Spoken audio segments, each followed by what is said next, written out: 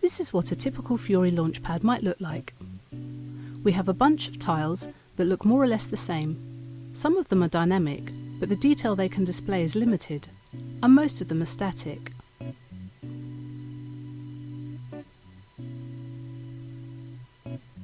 However, with Stalo Tilebuilder, we can quickly and easily build an array of dynamic tiles that show meaningful data.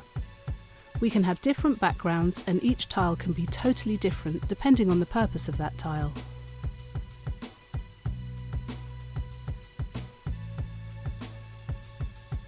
Here are a few examples which have been built using Stalo Tilebuilder, and to show you just how quick and easy it is to build a dynamic tile with Stalo Tilebuilder, we're going to show an example. First we add a tile, then choose Tilebuilder 2.0.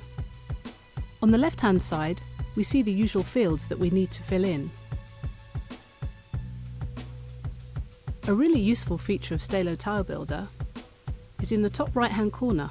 There is a live preview of the tile, so as we're designing our tile, we get to see what it will look like as we go along.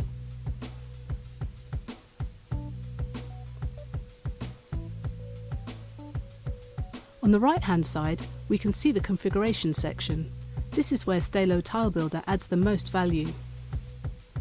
As you can see, there are some predefined choices of tile type in the drop-down menu. We're choosing the microchart comparison. As you can see, when we make our selection, the fields from that tile type become visible underneath. And because we want this to be a dynamic tile, we need to select a back-end service from where the data will come from. So we select our service, which is simply an ABAP function in the back end. We don't need to create a new gateway service, we don't need to do anything with OData. We just need to create or update a function in the back-end SAP system and add it to the configuration so it will display here, and the results from that function can be brought into the Tilebuilder app.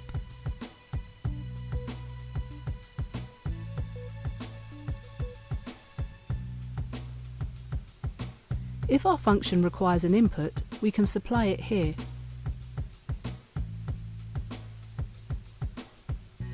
Now that we've selected our service and given it an input, when we hit the refresh button, we can see another great feature which helps us do the bindings to the correct data elements.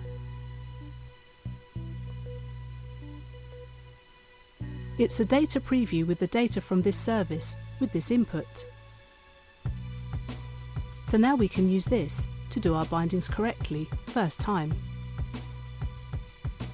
We can also see that the tile fragment is being built for us. So as we are doing the bindings and making changes, the tile fragment is also being updated.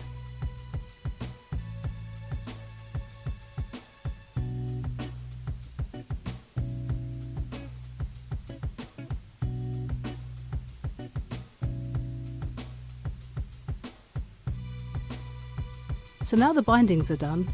To check that they are correct, we hit the refresh button again and go to the data view in our preview, and now we can see that our chart is looking good. We can also bind some of these elements too. So for example, we have some info in the data that's being returned, so let's bind that to the footer. Simply put in the field name, hit refresh, and we can see now in our preview it says powered by Stalo, and this is data that's come from the back end.